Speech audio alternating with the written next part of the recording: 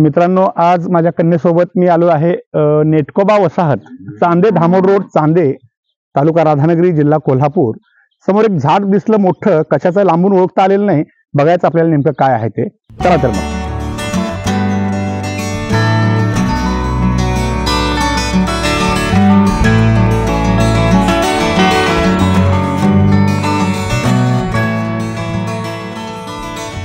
नमस्ते मित्रांनो, discovery of medicinal plants या माझ्या चॅनलमध्ये आपल्या सर्वांचं स्वागत आहे. आज एका बऱ्यापैकी मोठा वृक्ष म्हणूया, या वृक्षाच्या सावलीखाली उभा आहे. आणि हा वृक्ष मी खूप वेळा बघितलेला आहे, पण त्याला मी मोठा वृक्ष अशा स्वरूपाने कधीही बघितला नव्हता. फार तर फार अगदी 1 फूट 1.5 फूट घेरीचा किंवा 2-3 मीटर उंचीचा इतकाच बघितलाय, पण एवढा मोठा आकार झालेला काळ्या कुड्याचा वृक्ष मी कधीही बघितलेला नाही. आज पहिल्यांदा माझ्या तो नजरेस पडलेला आहे. आता त्याची फुलं येऊन गेलेत, त्याला शेंगा धरलेली आहेत. आणि हा जो काळा कुडा आहे एक वैशिष्ट्यपूर्ण असा आहे. एकूण पांढरा कुडा, काळा कुडा, नागल कुडा, भरपूर काही प्रकार त्याच्यामध्ये आहेत, लक्षात घ्या. पण हा काळा कुडा औषधामध्ये सर्वश्रेष्ठ समजला जातो. पांढरा कुडा जसा आपल्याला खास करून पोटाच्या विकारामध्ये उपयोगाला येतो, तसा यकृताच्या सर्व विकारामध्ये काळा कुडा आपल्याला उपयोगाला येतो. खास करून कावीळ, कोणत्याही स्वरूपाची कावीळ झाली असेल तर काळ्या कुड्याचा, खास मला वाटतंय की तामिळनाडू आणि केरळ ह्या भागामध्ये या वृक्षाचा फार मोठ्या प्रमाणात वापर केला जातो. याच्या पानांचा रस घेतला जातो आणि तो मधामधून खास करून हेपॅटायटिसच्या लोकांना दिला जातो. मीही त्याचा प्रयोग करून बघितलेला आहे. अत्यंत सुंदर आणि चांगल्या पद्धतीने त्याचे रिझल्ट आपल्याला येतात. तर काळ्या कुड्याचे जी बी आहे, आता कुड्याच्या बीला इंद्रजव म्हणतात, तो कडू असतो. आणि याचा जो बिया आहे त्याला फक्त गोडा इंद्रजव म्हणतात, कारण चवीमधला फरक. बिया तशाच लांबट असतात. आणि पुन्हा एकदा हा जो इंद्रजव आहे हा खास करून मूळव्याध असेल, कोणत्याही पोटाच्या विकारामध्ये तुम्हाला निश्चितपणे उपयोगाचा आहे. सुंदर पांढऱ्या रंगाची फुलं याला लागलेली आहेत. तुम्हाला शेंगा स्पेशली दाखवायच्या आहेत. शेंगा आजपर्यंत ज्या ज्या ॲपोसायनेसी फॅमिलीमधले जे मेंबर आहेत त्याला अशा प्रकारच्या शेंगा नसतात, जोड शेंगा असतात. पण जोड शेंगा असतात त्या कुठे, अगदी शेंड्याला, पण अगदी टोकाला सुद्धा जुळलेल्या शेंगा आपल्याला कधीही बघायला मिळत नाहीत. आपण बघूया त्या शेंगा.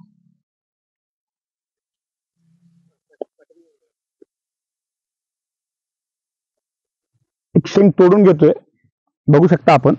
हे पहा, इथून त्याला इथं फुल होतं, त्याचं फर्टिलायझेशन झालं, शेंग धरली, पण ही शेंग टोकाला देखील जुळलेली आहे.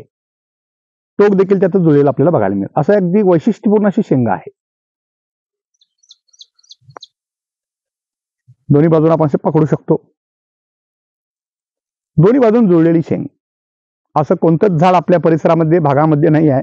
हीच रायट्रिया टिंटोरिया नावाची ही स्पेसिस आहे, याच्यामध्येच असं हे वैशिष्ट्य आहे. त्यामुळे तुम्हाला झाड ओळखायचं झाले, केवळ शेंगा लागले असतील तर समजू शकता की हे काळ्या कुड्याचं झाड आहे.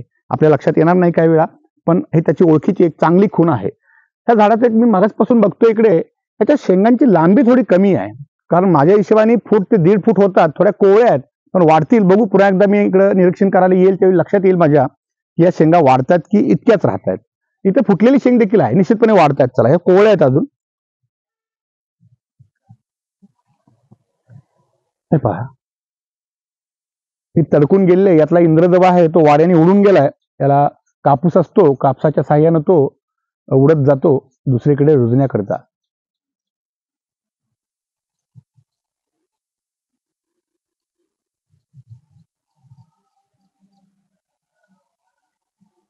तर बघू शकता आपण इकडे झाडाची घेरी किती आहे. मी म्हटलं ना, एवढा मोठा वृक्ष मी बघितलेला नाही आहे. साधारणपणे माझ्या त्या मिठीमध्ये इतका येईल, म्हणजे जवळजवळ त्याचा घेरी इतकी आहे. माझ्या 2 हाता एवढी घेरी आहे त्याची. आणि एवढा मोठा वृक्ष मी आजपर्यंत बघितलेला नाही. तर मित्रांनो, काळा कुडा निश्चितपणे लक्षात ठेवा, वापरा, निसर्गाचं संवर्धन करा. अशा अत्यंत दुर्मिळ आणि चांगल्या वनस्पती आहेत, त्याचं रक्षण करणं आपलं कर्तव्य आहे. आपण ते केलं पाहिजे. पावसाळा तोंडावरती येतोय, जास्तीत जास्त सगळ्यांनी वृक्षारोपण करा. ज्या ज्या ठिकाणी आपल्याला पडीक जागा मिळेल, तुम्ही सीडबॉल देखील टाकू शकता, किंवा काही रोपं असतील, तुम्ही ज्या ठिकाणी फिरायला जात असाल तिकडे निश्चितपणे तुमच्या कारमध्ये 1-2 रोप घ्या, एखादं कुदळ घ्या, छोटासा खड्डा खणा, रस्त्याच्या कडेला एखादं तरी झाड निश्चितपणे लावा. ज्यांचा ज्यांचा या पावसाळ्यामध्ये वाढदिवस सुरुवात होईल त्या प्रत्येकाने मात्र निश्चितपणे वाढदिवसाला 5 तरी झाडं जरूर लावा. तुम्हाला त्याच्याविषयी काही माहिती हवी असेल, मदत हवी असेल, निश्चितपणे आमच्याशी संपर्क करू शकता. धन्यवाद.